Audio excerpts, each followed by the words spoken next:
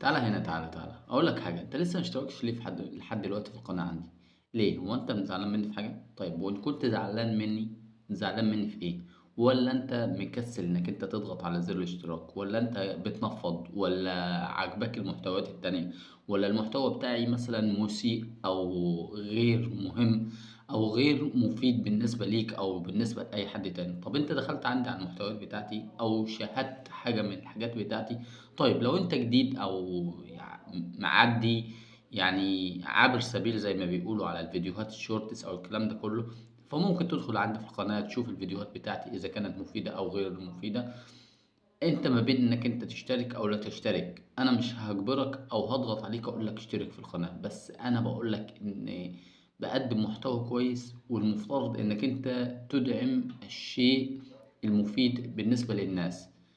وإن لم تفعل ذلك فلا تفعل غير ذلك، يعني ما تعملش اشتراك للقنوات اللي هي غير مفيدة، لأنك أنت هتاخد أجر وثواب الشخص اللي عملت له سبسكرايب أو عملت له اشتراك في قناته بالحاجات المفيدة.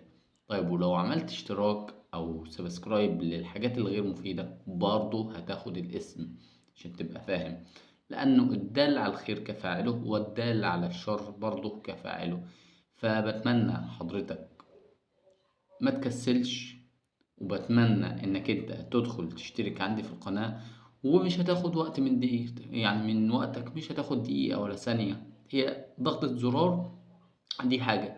كمان هقولك حاجة أخيرة، ما تفكرش انك انت يعني هتشترك في قناة هتخسر حاجة، أو يعني بفلوس، أو هتضيع وقت أو الكلام ده كله.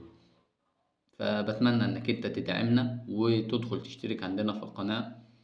شكرا والسلام عليكم ورحمة الله.